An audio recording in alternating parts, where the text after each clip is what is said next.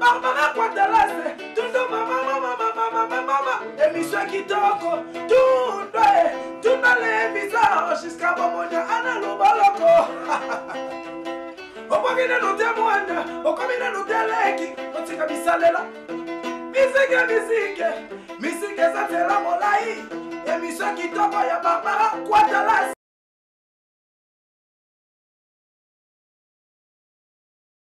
Suivez et s'abonnez partout dans le monde entier, Asie, Amérique, chaîne Adi Moko, Poitalaise TV, chaîne Lengi.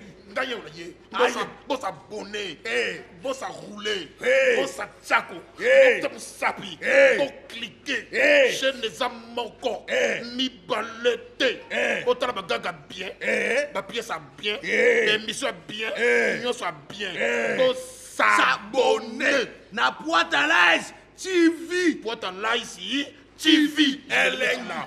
Kwatala TV nde makambo. Eh. Moto bolunga kambeli mbeli taka kambeli mbeli akaka position no so ya lingi. O lingo mona mbeli mbeli. O mona mama ne minabi. Asabone na chaîne oyo. Okoza décider bijou ba ina. Comment na yango Poitalaise Kwatala TV.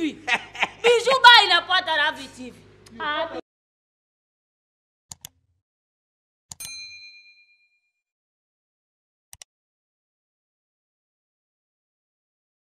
La polémique, c'est normal, hein? On le voit aux États-Unis, on le voit aux États-Unis, bah, tout pas par rapport à Makambo.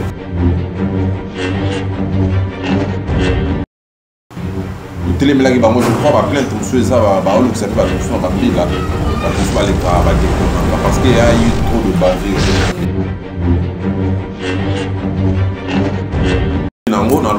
Parce que bah, tout le monde appelle ça leader à bord, on a dit que leader à bord,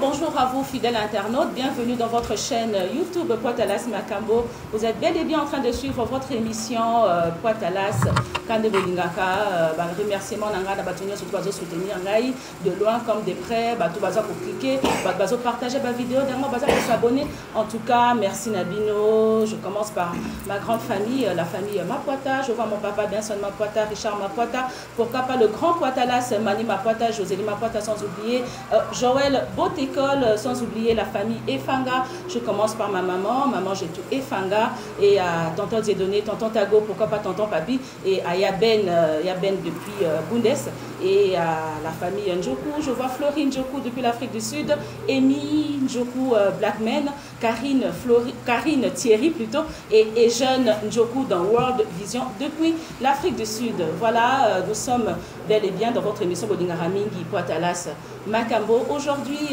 j'ai invité pour la Bino quand les Bosenga qui par rapport à Makambo de Kanakati à la team Wata, les silences et tout. Je suis avec celui qu'on appelle Francis Dibaya, le marketeur de la team Wata. Mais avant de côté la team Wata, qui est Francis, comment il a fait pour devenir ce qu'il est aujourd'hui, un marketeur de réputé, pas seulement pour Héritier Watanabe, mais il est en collaboration avec plusieurs artistes de la RDC. Il est vraiment, moi de ma part, je dis que c'est un gars vraiment très génial et que j'apprécie beaucoup. Je suis avec Francis Dibaya. Bonjour Francis. Ouais, bonjour à toi Barbara Mankwata. Donc avant tout, je salue encore bon confinement. Naïmo Mokontiambo, Héritier Watanabe, la Pulga, le Magma, la Cosa Nostra, Motonatembe, l'ambassadeur suprême. Bon confinement depuis Paris à Otalabiso. Donc pembeni namoni ba Trésor Momboka, ouais, namoni ba Nagler Boy, Sexy Boy. Jonas Vitesse Aimo, Régine Longa Osama, Dodi Chou, au-delà de France, Bobo Beloy, parce que sur Omoni Bango, Omoni Pe la Pulga. Voilà, en parlant de la Pulga, je tiens aussi à saluer Héritier Watanabe depuis Paris, et sans oublier Tchadou Benga, BH, Bambo Tinaoyamwana, sans oublier Tati Mboko, sans oublier l'inspecteur Patrick Mboko, et à Blanche Mobondo. Actuellement, nous sommes dans son restaurant. Elle est convalescente, elle vient de sortir d'une opération, mais tout va bien. Blanche Mobondo va très très bien. Alors, nous allons revenir à Francis Dibaya. Qui est Francis Dibaya? Pour Nabao Baibiote, sur vos perceptions, moi lecture, là, qui tu es et comment tu as fait pour devenir ce que tu es aujourd'hui, le grand marketeur. Bref, Francis Diba, je suis fils de M. Diba et Jacob. Je salue mon père là où il est et puis de maman Elisabeth. Donc, j'ai mes soeurs aussi, Bazawana, Ruta Dibaya, Naomi Dibaya, Lili Dibaya, Blaise Dibaya, Duval Mutombo, mon frère que je salue. Voilà, on est vraiment la famille. Mes parents, ils sont en vie. Francis Dibaya a diplômé dans commercial et administratif. Dans on a eu bac nanga. Yango batina ngana qui campus la faculté de droit. Donc il campus wana tout temps on a batune ti ba Julie Chibala ba Massa Bazé Belé ba Grâce Manaka ba Maître Gandhi que j'ai sali tout temps on a moi battu Belé ba misu ba comment lelo ba grand avocat na Katambo mes collègues donc on a salué bango. Et puis là j'avais quitté parce que j'avais eu des problèmes avec mon CP. Normalement c'est moi qui devais être le CP parce que j'étais beaucoup aimé dans début. On avait des CP provisoires, même à Cameroun, on a ça là. Ils ont gagné le CP au auditoire. Il y a un CP, Nathalie CP, il faut checker du lundi au samedi. On a calculé que l'on a chango, qu'on a campus, marambane ou lianga, il y a un toujours au pistonné, ma samo to chai na place, na chai na place danga. Yo to check. On a chai à comme CP, mais na souka nango ba réalité monsieur Robimana. Et puis ma bokenda soubienté na partie AGD né na ekolongwana c'est les us crampes dans longue maison mais je me suis tout avant il a parlé na otala bia oluka un bon porte-parole sikoyo tellement ça peut médecine en exercice j'ai essayé d'appeler Marius Monga que je salue mon cousin depuis les États-Unis donc na bengae na FCV mais na moni c'est le qui na TV a bien recruté porte-parole est-ce que Robert Sangana était petit lang effectivement et ça allait bien talaka bo a moins de ndenge moko na obenga ezako tuna benga ya benga c'est Léo a été un jour soudain c'est le Canaraga na télé matin pas na le collège je crois na komela Marius mais venamoni c'est Léo na télé matin bien effectivement parce que lola bena c'est Léo et c'est na otinde le petit frère nanga soko monyo royeba e kaka donc nazara na campus Marius ebsinga après un numéro c'est le celui-là c'est le c'est on a tout répété en bandage chez les pasteurs c'est le ibisinga ya kana rep jour à Moscou ya kana rep lobby parce qu'on a un rep na 10h na kuta mettre ma gauche ba tout nga mais monsieur le roi habité na kuta na leader abi yoza porte-parole que c'est sa demande d'emploi agina c'est sa demande d'emploi na côté à toison d'or na cybermob na ya wana pona kuta na rep la futsanga solar no yo faut futambongo avant kota répétition la futambongo na kota perep ermo c'est le auleka amonanga mbala mo abi yonde mutu Mario Satindi na biwa ezanga ya bibonzela a présentant pas ba Ramazan mbala Ramazan ezana Luanda na moni pe papier ambassadeur bisika bazali mbala Ramazan abi Ramazan solo na ina no bino at boyebi moi stratégie à journaliste abi non osano propre osano bien TV ou les kaka au munda. Donc voilà. Et puis bah moi ça c'est les Henri Mouladika, bah Kadi Viminde, bah Boubou Lesenzi, bah servez mieux pour bah singa you to up plan aspect, il faut bête bah moura no outil Afrique du Sud. Vous en Afrique du Sud et en par rapport à mon album, il y a nzoto banemi. Les jours Alboso, c'est le Watiningana qui est le top 10 dans antenne A. Aya pesinga pe programme, c'est la première fois na bête émission à TV na leka. C'est la première émission nanga. Aya pesinga programme abi kende na TV. Ko boa ka didi kinwani te. Pona no mona yete. Yo boa ka didi kinwani o moni le wat. Yo boa ka Vital Kamere. Kende boa ka ba masa nanga e ba Muladika, boa ka ba tunanga ba Betch Kabuya ba hip hop elofa que je salue ba Olandanga depuis Mikili. Les secondes à Kenda pe antenne a serana na ibinanga pe antenne à côté za la kate ba bisinga no petit na on faut qu'il kwanza ozu ba camion ezo kende mama yemo ba ko kitso antenne a za ba côté kuna serana na uta masina quartier 3 banini na kenda na ngape ba benga tana mbuta vokia jo ngo pe na kenda pe na goma na antenne a mbuta vokia tika nga na tunnel na couloir et monsieur esila na mona ba to mobima mais yo ba yebisa ki o rappeler tende nini talaka butu wana c'est rana pena za fréquenter vraiment ville trop té ba 22h et monsieur c'est ce qu'il faut longwa série wana ce pozo nga chango na cascada na ngape na zonga na ngape chango donc o lenga na émission té na le kagate Déjà, ce qu'on a préparé déjà maloba, on a préparé déjà maloba, les petits jours, monsieur dimanche, Marius, ça a été un petit nanga mon enfant là, au bando les émissions nanga chaque dimanche au félé. Les premiers dimanches, pe na kenda na raga, na repé sa programme, na bando pe sa programme, na bossana, il fallait tomber ta présentation et album zoto na hôtel de la Gombe, na bossana ga siko date. Na bossana siko date, les temps na zone c'est le abi mais yo za li bomba, yo ndeni ba pe soko ko lo badate musuku na bane de bane. Pour aller se forger, il y avait un vieux là, directeur en marketing, Jules Mans, ça dans la maison mère, mais quand on travaille, il y a bien un français, nous allons convaincre, c'est les ça passe pour c'est le AP ça bon les TV. Il faut créer un sermon, un salon de coiffure, créer une boutique, tant que l'émission, aux obords à Bango va libérer pour que au foot arabe émission. Dès qu'on a vraiment créé moi Batunanga, mais c'était difficile. Un grand merci à Batounet TV, à Groupe Nzofu, Charlie Mboyo, Motunanga, Aristote Fon. On a un débit dans le bois, quand on a besoin de $5, dimanche au foot émission, au TKFAS. Mais ce qu'on a vraiment les garanties là, on comprend que comment tu as là. Oh, nous sommes à CC. Eh, Joana, Alobana TV, Neta Obanga. Na yo ga tourna ba remarque, na yo ga Joe, abanga caméra, banini banina pour Alobana TV te. Nous sommes là sigo. Et ça va forger nga malembe. Nande c'est le sera na voyager te.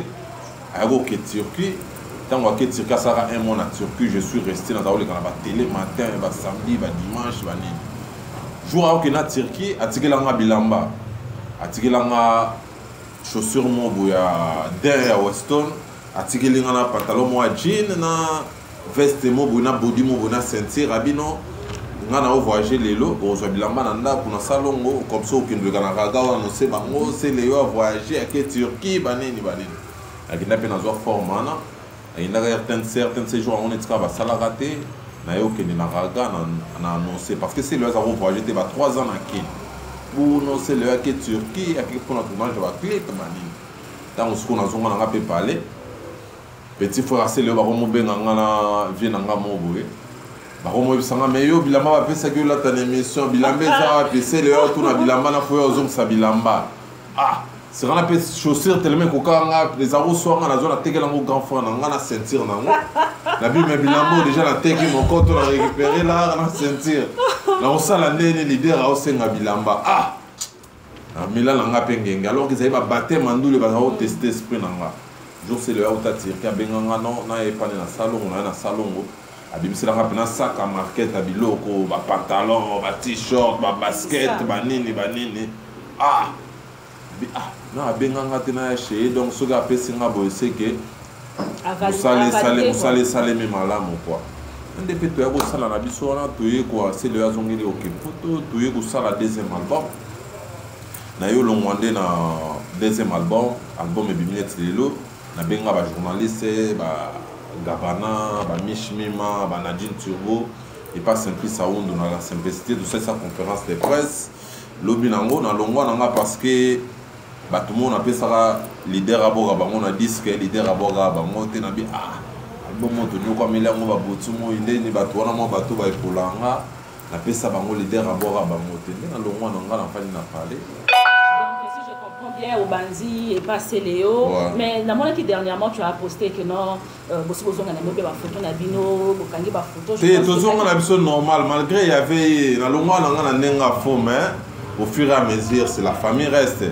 La famille reste banine donc normal. En titre de rappel, Francis Dibaya n'est pas seulement marketeur, il est aussi, il a aussi une chaîne YouTube, il est aussi très actif sur YouTube, donc vous vous reconnaîtrez c'est la activité. Alors, Francis Dibaya, comment tu as rencontré le Poulka héritier Watanabe? Ça s'est passé comment en fait? Normalement, on causait déjà. On était amis sur Facebook. Il y avait Kilabax, bureau héritier Watanabe, mon corps que je salue, à cousin Langaye, tout à l'heure, yo Zelaga, jour héritier, l'orchestre, c'est au joyeux, faut y être héritier. Tout sur la rana est déjà. Mais tout le monde revend dans la photo chaque mois déjà. En attendant, héritier, ça a déjà gros pour ya. Mais si vous avez un enfant de la Guyana, il y a un Marius Mounga, il faut travailler dans mes G30. mais j'ai 30 euros payé sans bruit. Normalement, c'est Rana Alain Nzambe, à aucun des poteaux, voilà qu'il y ait poteau. À Epsinga, Francis Dibaya, toi, on a petit mot à porte-parole pour recruter mes colos, mais petit Naza très impoli, yo travaille bien, on a poli, yo il faut ouvrir un mouvement.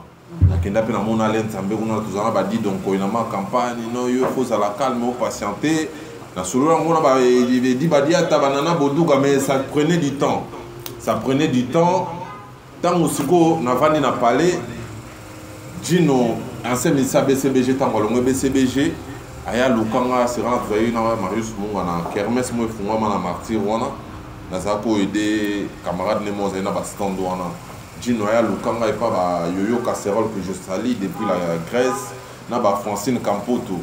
Ba singa Dino auto lokwa ko to abiso moyeza o ke no mona na kenda pe na mona chez a singa na projet na longwe BCBG na projet na sa album. Ah Parce qu'on a monté ma vie, on a passé les autres 3 ans leader à Genda Poto, on a yesu boto, auditeur à Zana noté. On a un projet, David Monceau pour produire, on a yoga combat David Monceau. Tant qu'on va répondre, à Benga no photo banda boulot, banine. Dès tout banda pe boulot na ye, tout bandi boulot, tout kepe Dubaï, tout ça les clip na Dubaï.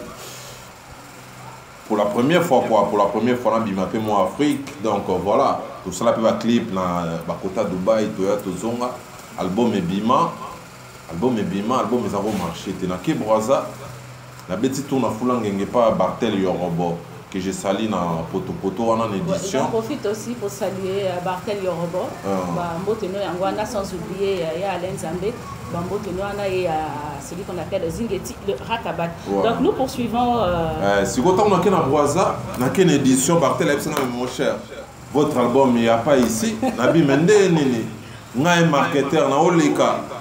Nous sommes la montre, mais montre, mais dans la boutique, montre ça, tu as dit que tu as dit Moussala Mpunda. N'est-ce que tu vends dans le président Papson, c'est un peu Marius Munga aux États-Unis à Zongi.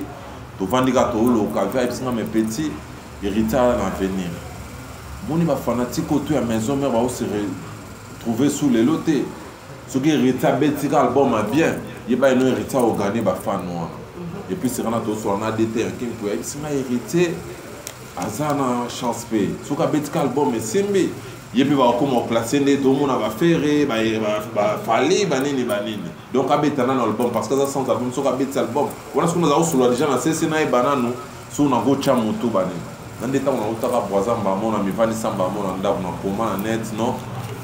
Vandi nanga na na longo pa jino ah ndeti nanga na kotsa na ya na la team wa ba bisinga na sala lettre na sala pe lettre nanga ba komela pe jino wa tabino il faut komela parce que na boy nanga ba polémique on azwaki mutu mutu banini ba komela jino pa kiza réception qui la baxe mtalinda otika lettre na ndepe ba ko valider nga na la team wa ta na yo banda boulot nanga bureau Evani Sanga, tu vends Sylvain BH, Charlie Rubenga, TJ Bolingo, Sanga partir lelo. Dimanche au Lekana TV, Bolikana Dadimo là a présenté comme porte-parole chargé à médias dans les réseaux sociaux. Un des na banda boulot dans la team Wata, ça fait déjà 3 ans déjà tout au Kébé. Alors 3 ans déjà la carte de la team Wata. Comment te sens-tu en tant que marketeur? Il y a Team Wata. Est-ce que Naïe Moko héritier, relation parce qu'il est connu quand même autant qu'être dur de caractère et de comportement. Hein? Donc, dur de caractère, je crois il faut les connaître pour Vandanaï. Parce que dernièrement, je fais une année dans 4 mois en Angola. S'il était dur, je ne devais pas revenir pour travailler. Mais au Québec, il voyage, tu as un projet peut-être qu'il y a un cadre. Tu as vu ce tourner, tu as tourné, tu as dit si tu as denda vraiment, boss Adolphe Moutebachilamou, que je salue, le diamant l'appelle maître Adolphe Moutebachilamou, le millionnaire angolais, fait appeler ça habitué pour qu'il va faire voyager. Et puis ça, va contre-temps. Ça là, il y a une zone par rapport à boulot, moi. Actualité côté net, c'est que on a qui tout travaillé par rapport à toi dans le studio, tu as préparé deuxième album, je mis des mots. Par rapport à boulot. Donc je me sens à l'aise, je suis là, j'ai une page officiel, ils ont 55 000 abonnés et puis là déjà on a autour de 51 000 followers. Tu as publié ça sur Facebook et beaucoup de tes fans étaient vraiment ravis. Ouais. Première fois na RDC autant que marketeur à ça la vu bongo na internet parce que de lui va porte-parole et bien marketeur et bien comme na niveau na hôtel. Il se biso au sein qui sont les années pour célébrités en macasse bongo donc pour la minute tu coopères avec beaucoup d'artistes, au vrai barreau quand même. Donc, coopérer avec artistes, César a peut-être que solo lara bien, n'a pas mal d'artistes, mais boulot n'a pas plein d'exclusivité, ça trop hérité Watanabe. Comme là aujourd'hui, je viens de poster, un moment c'est Léo Autobimisa par rapport à coronavirus, dans auto-postant parce qu'il doit avoir une bonne relation. Quand même, il y a un auto-posté par rapport à visibilité. Et moi innocent balou mais j'ai tous arrivé en Angola tant voyez qu'Angola bah au monde a gagné un posta qui est par rapport à Nini. J'étais là en Angola, je faisais rien. Faire recherche des poules là, je crois dans la salle direct et en le nez. Voilà, la méca qui un peu boosté côté moi marketing parce que j'aime bien mon boulot quoi. Donc voilà, mais nous avons exclusif, il y a la Team Wata. Voilà. Alors, exclusivité dans la Team Wata, marketeur exclusif dans la Team Wata. Comment se porte la Team Wata actuellement, la période où il y a confinement? Parce que tous autres, vraiment, chaleur n'a pas, à part que nous sommes en train de restants à la maison. Restons à la maison et puis. C'est l'album du moment, ni Ange ni Démon, tout simplement moi. Mais comment se déroule le mouvement, la Team Wata, en absence, il y a Yemoko, Héritier Watanabe, Bino Botikali Staff Nassima, si normalement tous les drapeaux sont en berne, normalement il n'y a pas de répétition, il n'y a pas de programme. Et le malais que mon konzaza a été à l'Ibanda, ce que ça va peut-être répéter dans le palais. Il y a des gens qui ont fait la libé après il y a des gens qui ont côté kuna mais badjino boté les baota la biso bayagi wana Grenoble na ba Trésor Simbi il y a Grasken orchestre c'est un mot bien important toi on a parlé je crois d'ici là pour répéter pe na ndenge mo ya na ba masque na ba gants par rapport à ça fait plus de mois pour répéter tes mains bas à la calme to ça la moins répétition spéciale par rapport au monde na kenon la Team Wata on est toujours là au grand complet quoi voilà. Donc partant ça t'est sortant parce que dernièrement on a vu moi communiquer Kanaki de la part de Tchalier Koubenga qui est le secrétaire général de la Team Wata. Ouais, le CG. Il y a quelques musiciens qui sont au mouvement de Saki Bango, voire même le porte-parole. En fait, c'était dû à quoi communiquer ou par exemple sur internet. Vous savez que moi nous on a artiste on a vu nous non, il y a eu juste quelques bavures. Kula la Mogo Vandabo et Bertin Samwatinde le lien. Il y a mutu moko avandi azolobela la Team Wata azofinga artiste monsieur Mboka artiste X artiste Y ya Mboka alors qu'ils ont répété dignité à groupe quoi mais so tali batongo basali be mission au sala no émission no bien au leki au fingi mais na suka ba finga mutu wana te au mona ino ba ko finga héritier na ba commentaire alors que héritier n'a rien à voir na émission. Après c'est que on a mot d'ordre au sein de l'émission parce que tout le monde qui va bavir les gars et tout il y a un autre gars qui un peu tout travailler tout réorganiser là nous banane yango baza censé à rouler ça programme ya rouler l'artiste banane yango beaucoup ya na plateau je crois c'est bien moi Dadi Moula et puis jeune frère na biso mo Brice bisonné tout ça bateau ba valider à rouler donc batutu tout les blagues moi je crois ba plainte monsieur ça ba olu que ça fait ba monsieur ba mbila ba monsieur ba les ba déconnant parce qu'il y a eu trop de bavures il y a un peu tout mais un peu pour moi hors de côté pour quoi. Alors Francis Dibaya parle-nous un peu de ces concerts annulés ou reportés à Turquie. Concert à Turquie a reporté je crois après le confinement donc en Turquie on a parce que ba osé la biso ba sœur nanga ba Mylène Rocha ba Lorette ba Fike ba Anna Paola la grande la biso ba kota Istanbul je crois après le confinement Toroya Torbet la bango contré pour la rater Toroya Torbet la bango ba yoka la musique intelligente parce que on n'a pas voulu faire ces concerts sans ba ndeko na biso à Schengen ba ya ba ndeko États-Unis ba ya parce que ça allait être la fête tout le monde va aux États-Unis ba ya ba Schengen ba ya mais pandémie oyo qui ont encore ma donc Nzamba Sala quoi après confinement En solo, ils ont un alors, par rapport, il y a dans zone par rapport à comportement, il y a chef Nadino, il y a héritier Watanabe. Est-ce que tu penses que ceux qui l'ont dit Bobby que non voilà concert et ça reporté, aux assure qu'à Coco vraiment pour ça la plaque comme il le faut. Si comme il le faut dans solo là bateau la poste. Et ouais nous avons yon solo là. Si mais tout ça là marketing parce que tout ça temps ça la publicité, il faut refaire encore la publicité, la promo. Et puis relancer, bah tu vas poser ça nous l'effort, bah ta pote va poser sa musique. Et puis sa musique, mais c'est question, tu dois quand même être au courant que par rapport il y a bah acte sous héritier à Kozaki, auprès du public et d'imné qui est un peu côte naïe par rapport il y a bah fanatique naïe. T'es bah fanatique et moi je les sens, À Santaron, parce que moi je gère ma page. So au bois qui est loco, au sentir non, bah tu vas au tala, so on bois qui bilo va batala, so on bois qui va photo va emaka. Je crois que Yannick Nzula m'a contredire maintenant Marinette Katonga. Marinette Katonga ouais à Pembe va contredire ngaté héritier plus suivi. Donc so côté mon na YouTube, yo mon na tongo me dit pourquoi va tchaka va titre na combo héritier, so va tcheka combo titre héritier ça libre pour ba bien non, ba recevoir vie, ba recevoir partage, ba recevoir j'aime. Donc, Watande Makambo, je crois que Ornella Boloko, Ornella Boloko, Madame Le Boutin, depuis la Belgique à Hollande Abisso, base à la passer un peu de confinement. Alors, attends la sortie officielle de tout simplement moi, Mi-Ange, Mi-Démon, après confinement, donc après confinement, tu ça va avoir programme parce que je crois que tu vas dans la réalisation de clip, tu vas dans clip, et puis clip, tu première affiche, il faut y avoir. Première affiche et puis tu as annoncé bango date et a sorti mais ils en année au 2020. Alors Francis Dibaya, je vais te poser quand même une question.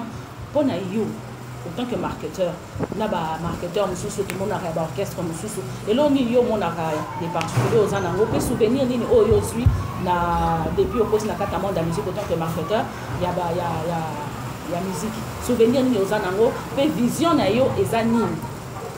Donc, plaisir nous allons parce que j'ai été à l'école, j'ai appris, je sais écrire, je sais lire, donc avantage dans le boulot en gros parce que quand la musique est un boulot à bâtiment, barata chic, mais les lopes tout senti que non héritier Watanabe une musique intelligente et c'est un peu marketeur intelligent bâtiment maï les bases à la wana donc voilà donc plaisir nanga yango wana. Musique ezaka que non na moni pe bambo kebele na tamboli mo bambo kebele grâce à boulot yo na koma pe na crédibilité au sur la pe na moi bato so minene tu vois na sur na koma pe na facilité au sur na bato net ba tête ndai le vendu ya maman Rachel Fouta tête ndai le moner mo to sur na ba dans kadima ba ngwabi ndai ba respectanga par rapport à Moussala ba Alain Fofana le meilleur jeune par rapport à Moussala au sentier non porte-parole héritier. Et mon père surtout, on a bossé mon j'étais en train de faire la main sur Francis vraiment il fait bien son boulot. Donc voilà.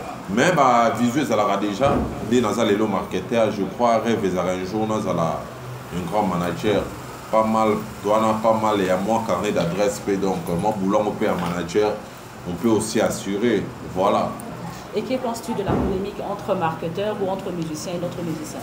La polémique c'est normal, hein? on le voit aux États-Unis, tout pas gros, tout pas par rapport à Makambongo.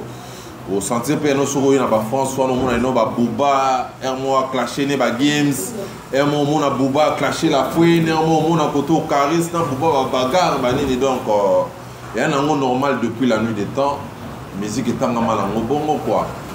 Et clash, c'est un angle les polémiques et un angle parce que sans polémique.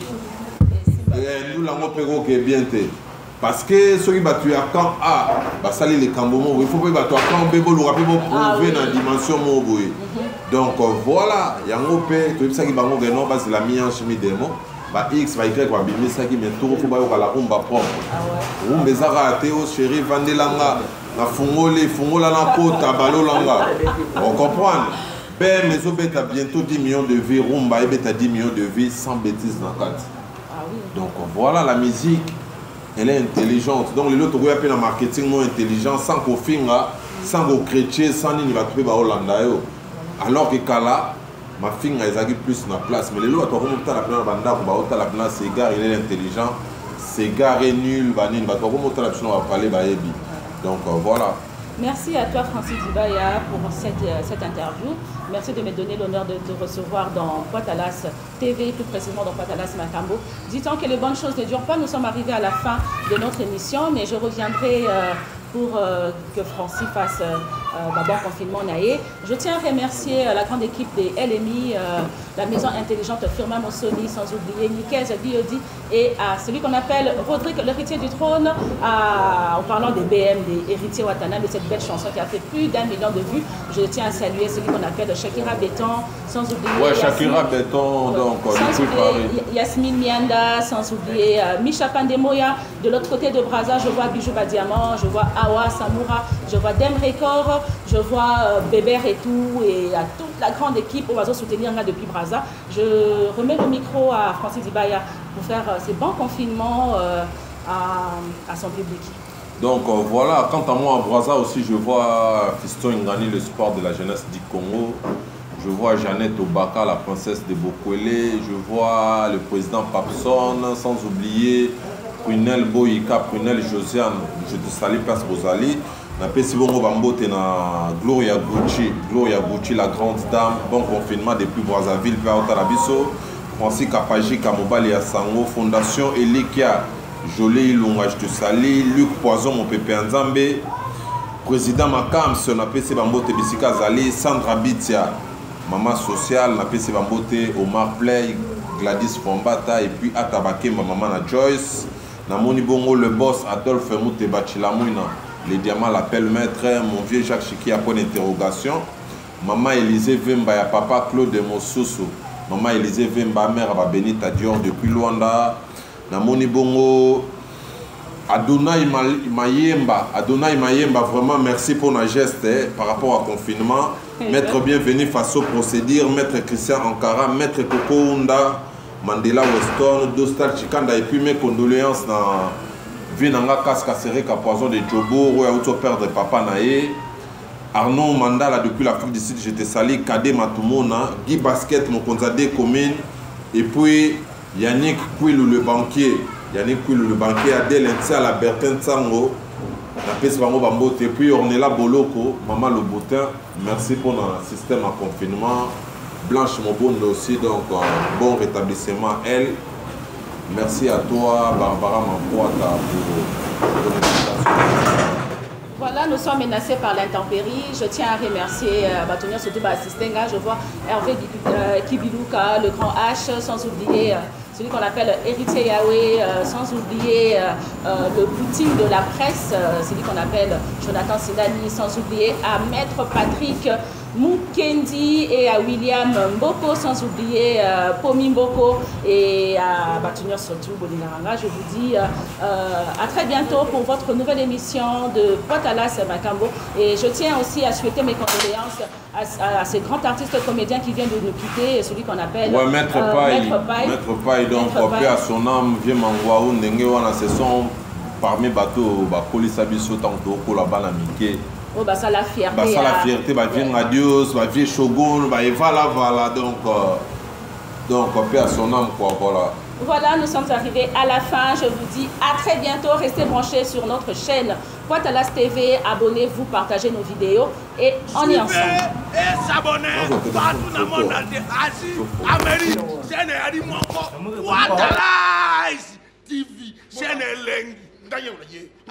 Boss abonné, boss à rouler, Hey. boss à tchako, Hey. boss à sapi, Hey. boss cliquer, Hey. chaîne des amants, Hey. mi balete, Hey. autant la gaga bien, Hey. ma pièce à bien, Hey. émission à bien, Hey. union soit bien, Hey. boss S'abonner na Poitalas TV. Poitalas ici, TV, Elle est là. Poitalas TV nde makambo. Eh. Moto bolingaka mbeli taka mbeli akaka position nyonso oyo alingi.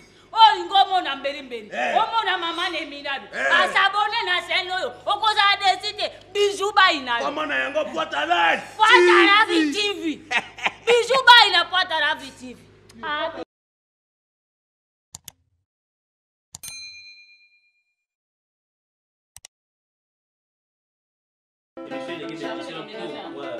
Tundwe, lele, Barbara Poitalas, Tundu mama, émission. émission kitoko tunda les visages jusqu'à bomonia ana lobaloko okomina no témoigne okomina no teleki otika bisalela misike